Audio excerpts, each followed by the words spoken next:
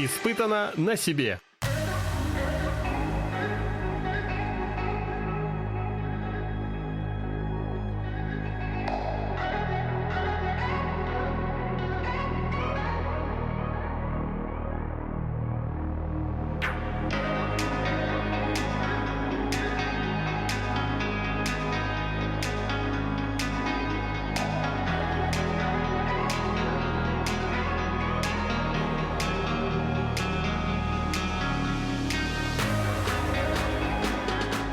Продолжаем наш рассказ про поездку в поисках водопадов.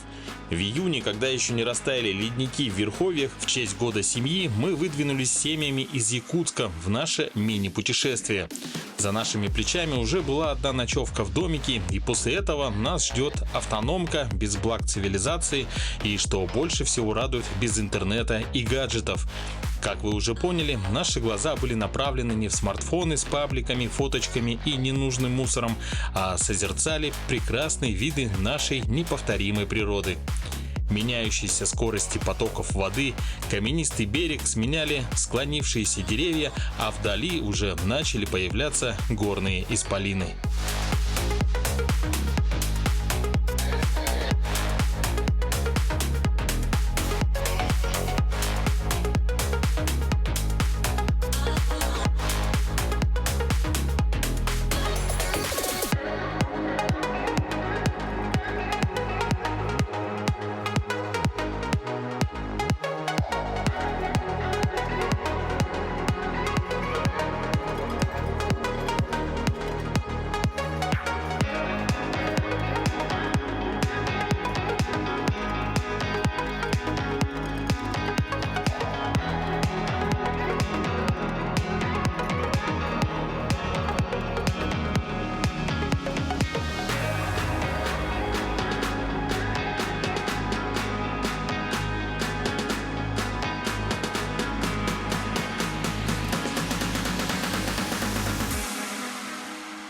Что, опять у нас летняя жара.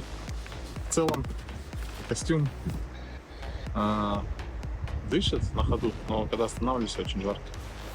Вот это плечь! Оуе. Главное, чтобы не несло. Сейчас. Если подойдется, запустим, получится джакузи. Как кондиционер, знаешь, заходишь, тут это, половина в кондиционере, половина на улице. Сейчас пройдет.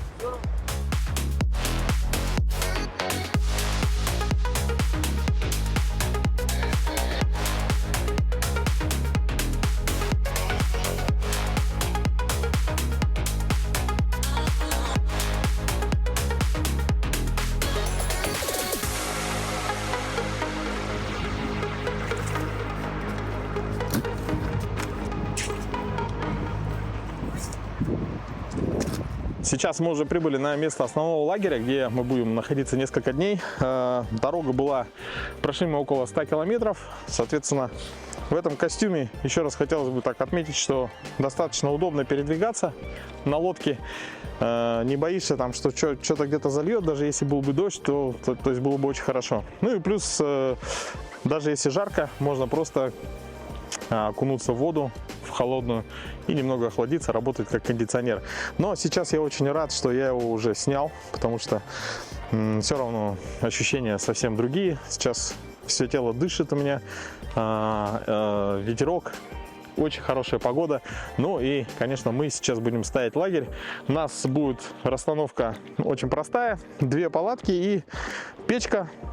Печка даже не для того, чтобы греться, да, ну греться, конечно, в первую очередь. Мы просто не знали, какая будет погода нас ожидать. Мог быть дождь, мог быть вообще снег, но нам очень повезло, поэтому, скорее всего, мы эту печку будем использовать как баню. Вот, ну, в общем, она не помешает. Теперь давайте посмотрим, почему мы шли с перегрузом, да, то есть, ну, вообще семейный отдых, он такой, что, конечно, хочется все это дело провести с комфортом, чтобы было тепло, уютно, ну и, конечно, поменьше вот таких вот спартанских моментов, да, то есть, если едете на рыбалку, то, понятно, можно жить и в одноместной палатке, или вообще без палатки, взять просто раскладушку.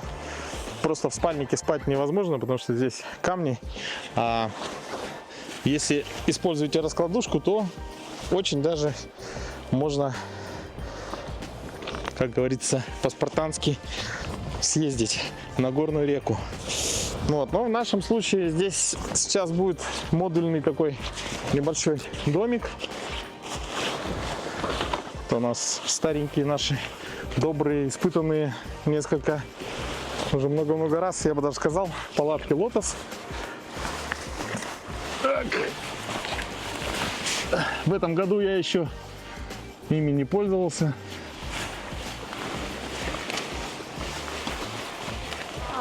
Опа.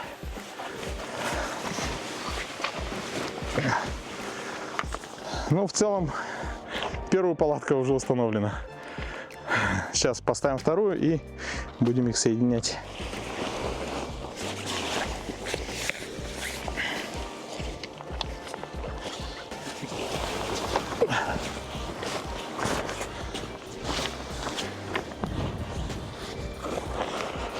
Ну, еще раз повторюсь, что когда отдыхаете с семьей, мне кажется, в первую очередь это должен быть комфорт, удобство. Так.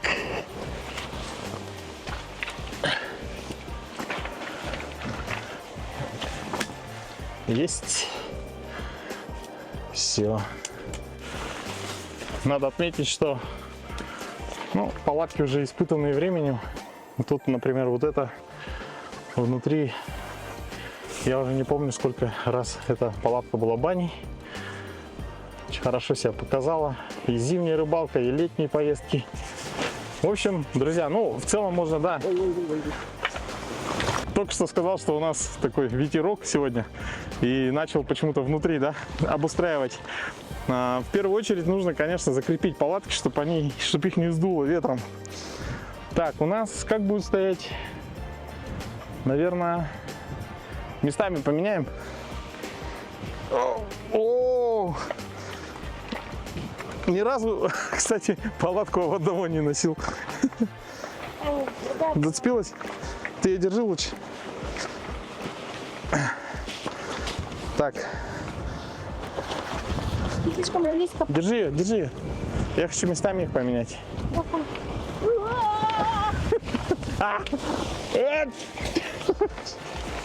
Надо было поставить по одной, да? Есть смысл пока их вообще вернуть. Не, мы сейчас все поставим. Давай ее развернем выходом к реке. Вот эту палатку. Еще.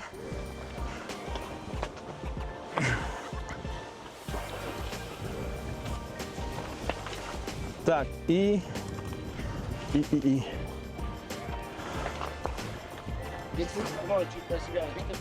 Да. Поэтому мы решили, я не учел ветер. Друзья, сейчас мы, наверное, уже покажем вам уже готовый лагерь, потому что нужно усилие всех людей, чтобы поставить палатки. Так, я думаю, теперь сильный ветер нам не страшен. Очень много оттяжек, все поставили, зацепили за камни, все юбки штормовые обложили камнями.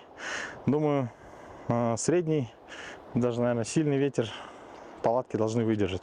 Тут еще такой нюанс, мы будем двигаться от этого лагеря на целый день.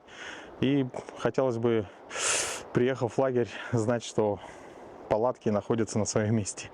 Сейчас осталось поставить нам печку, подключить генератор, поставить на зарядку, подключить холодильник. И в целом это все, что нужно сделать в течение сегодняшнего дня. Завтра у нас будет один очень хороший выезд, о котором вы узнаете чуть позже.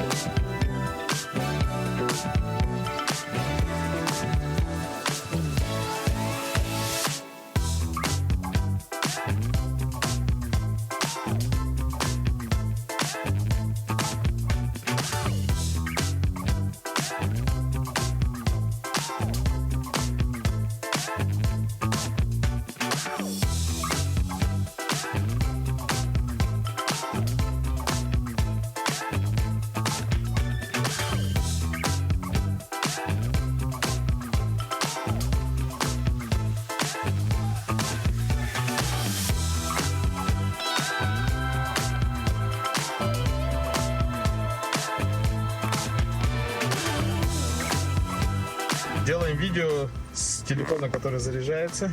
Вот он, подключили. Вот столько зарядок.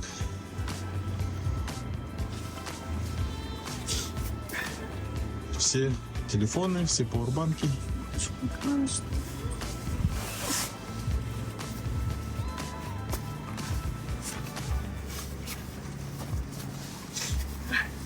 Какой прекрасный день. Подожди, сейчас будет тепло. Жарко будет.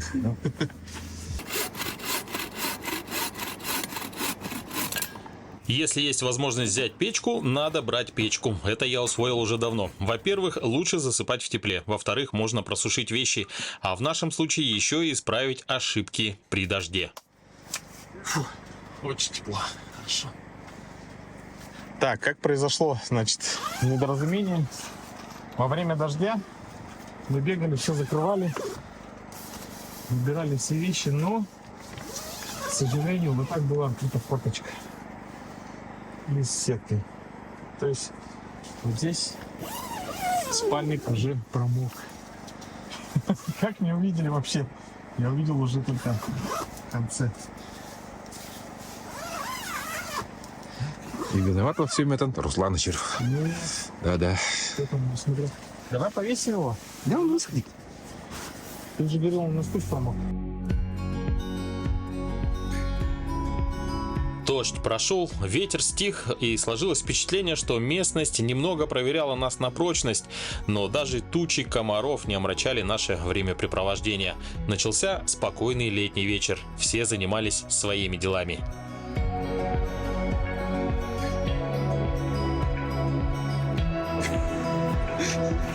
Очень много дров. Друзья, знаете, почему так мало дров? Потому что печь длительного горения. В принципе, достаточно. Ну, где-то примерно вот так. Спальник оставляем в таком положении. Думаю, за часик он должен подсохнуть. Все. Печка стоит, работает.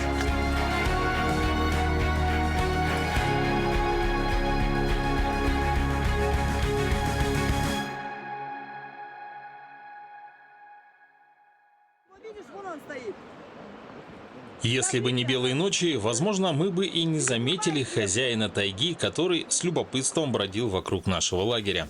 Уже ближе к полуночи мы заметили нашего гостя.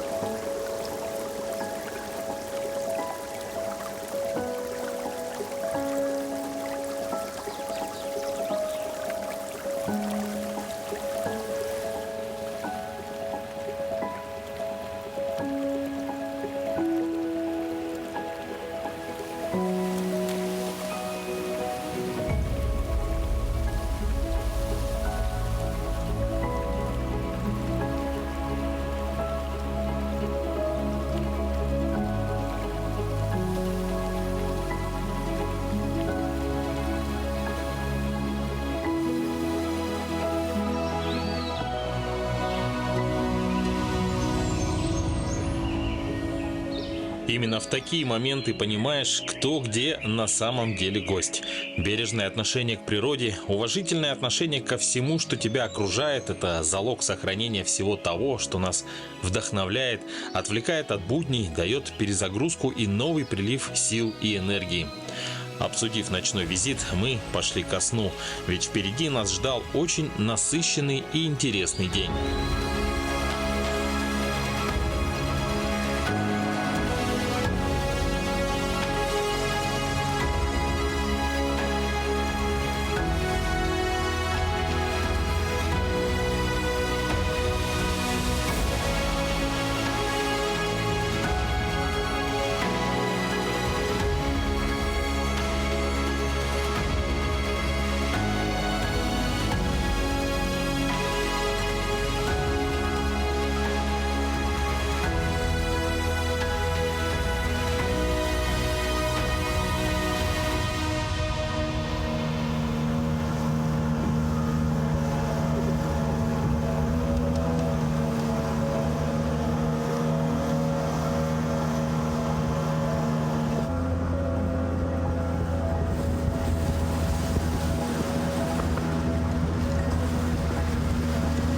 Мы зашли в приток, а это значит больший набор высоты, больше перекатов, узких мест, больше завалов и все ближе к цели нашей поездки.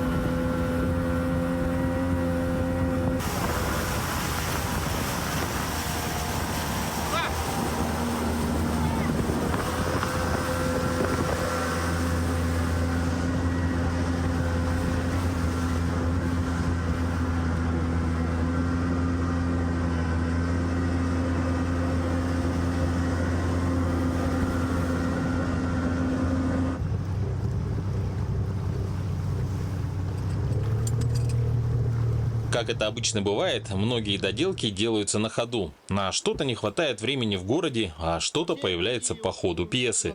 Так, на лодке Юрия не было трубки на фиксаторе. Трубка позволяет мотору, отскакивая от камня, принимать нижнее положение, без фиксации наверху. Это очень важная деталь при хождении по горным рекам. Сделали мы ее в итоге из куска шланга и пары-тройки оборотов скотча.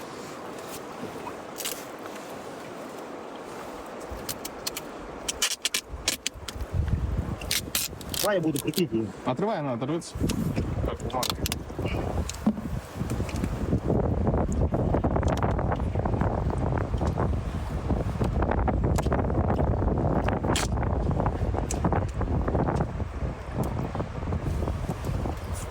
Давай еще добавим.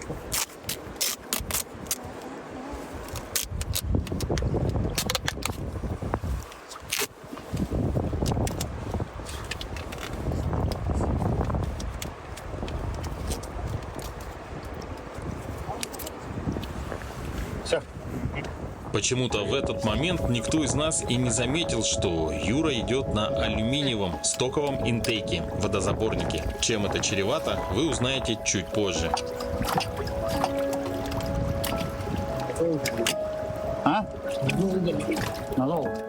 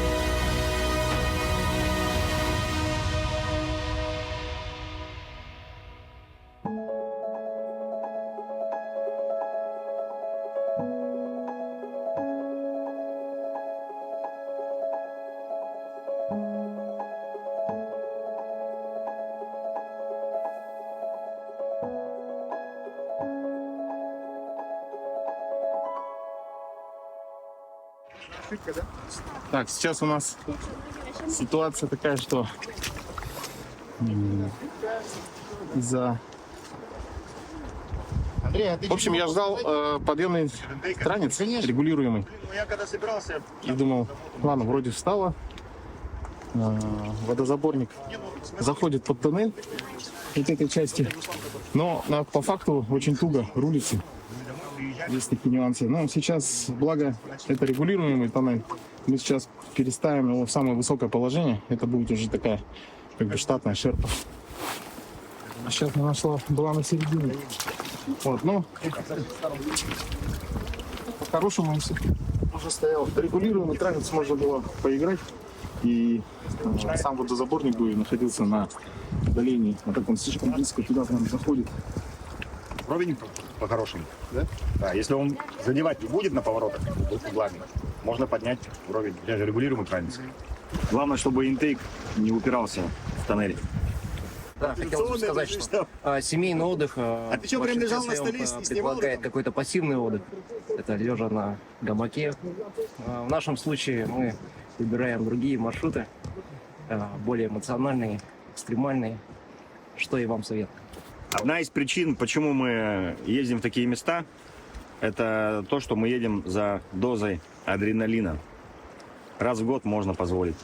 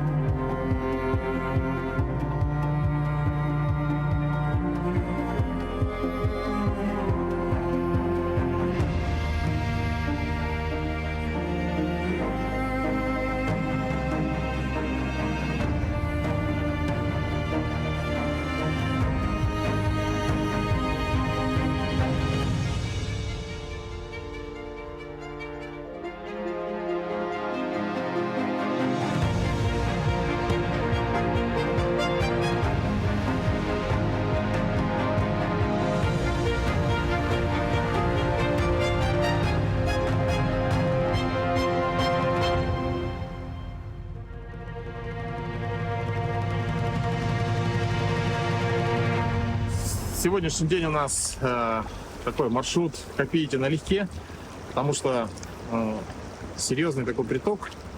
И очень часто бывает, что бьемся в камни, застреваем, мели. Бывает, даже можно зайти в тупик.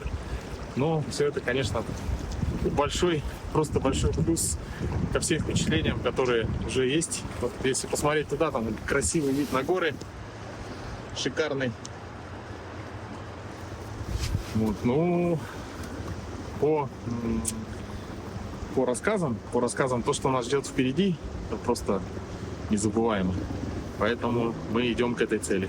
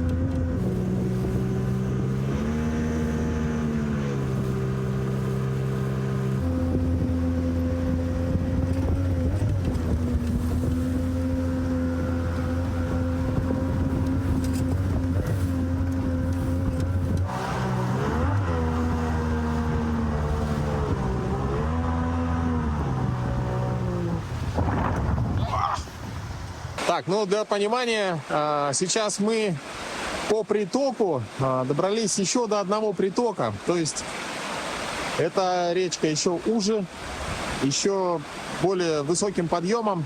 И сейчас, как вы видели, ребята пошли на разведку. И ближайшее, вот что было видно, помеха, это ствол дерева, который лежал в воде. Его сейчас спилили. Вот это делается для того, чтобы освободить путь, ну, хотя бы ту видимую часть, которую мы сейчас здесь наблюдаем. В целом, по рассказам, сейчас нам предстоит очень много ходить пешком, толкать лодку. В общем, будет очень весело. По пути, пока мы двигались до этого притока, выяснилось, что на одной из лодок алюминиевый интейк. То есть в основном в такие места, чтобы проходить мели, ударяться об камни, то есть это неизбежность, да, то есть мотор все равно бьется об камни, и желательно, чтобы был полиуретановый, такой более мягкий, что ли, мягкий, но крепкий интейк. Интейк — это водозаборник, именно то, что соприкасается с водой.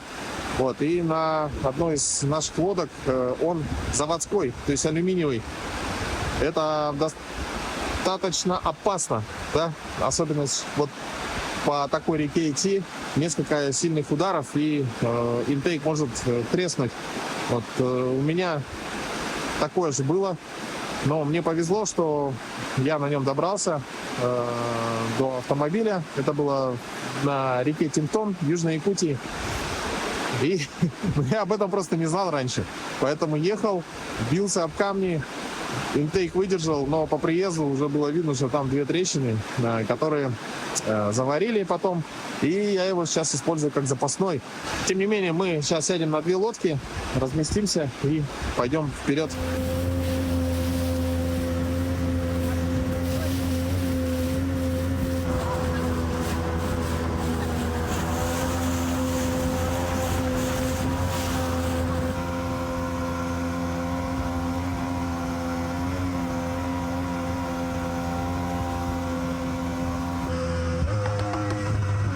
Прошлый раз бревно такое было. Я не толкую, стали на лодку, на мотор нам подняли, чтобы мы проехали. Ходом.